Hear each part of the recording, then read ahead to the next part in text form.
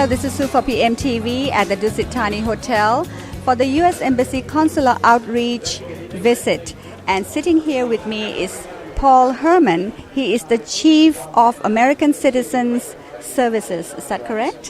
Hello, good morning. Hi, how are you? Good morning. All right, first of all, tell us, what kind of services do you provide for the American citizens when you come down here?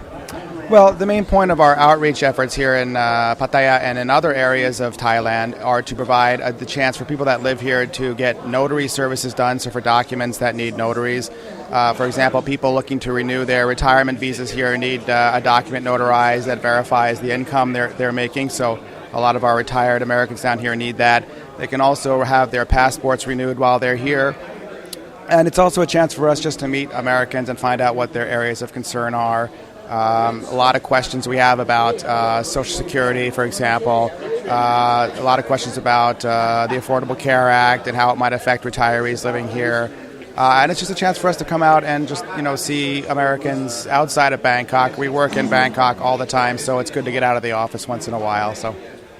All right, so generally it's about notaries and stuff like that. Do they also come here about complaints and stuff? Do they have problems to tell you, like when you come down?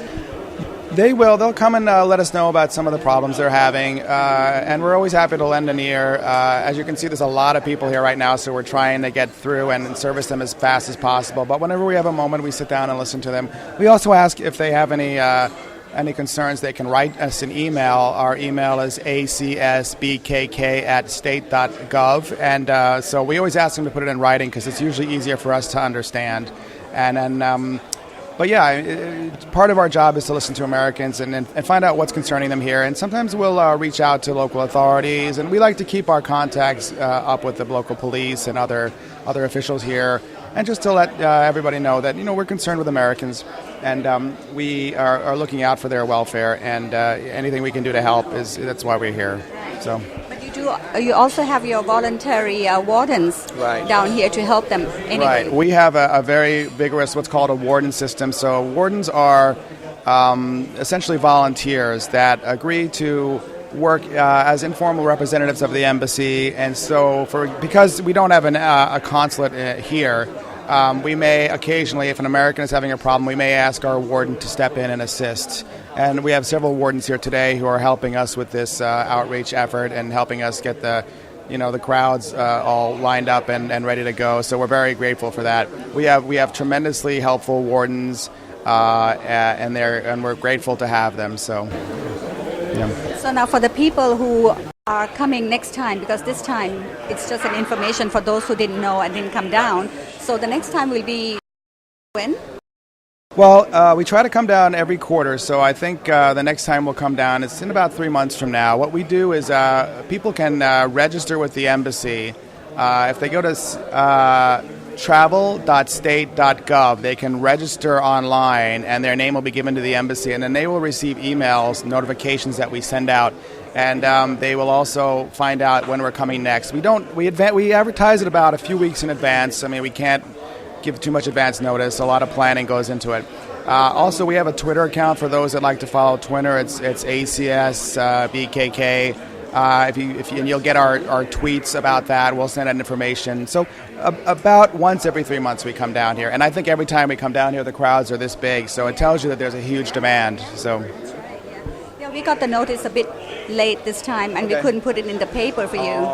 So next time, if you get it like a couple of weeks in advance, we can publicize. I should say, because I'm new, I just arrived. I think there's always a little speed bump that happens when there's a transition. So, but I think next time that won't be an issue. So not to worry. But again, I ask all Americans that are here, they can register with us, and they will get notifications about when we're coming. We usually will print a list of our upcoming outreach efforts. So we will be going up north in a few weeks. I think we're going out to.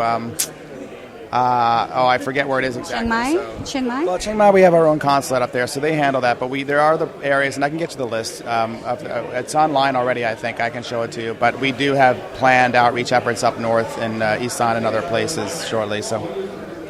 All right, so just a few information for people to know when they come next time for their paper, and help for assistance and all that. What are the prices of different services, if you know? Well, to get a notary, it's $50. and and every notary is $50 additional. It's an expensive price, but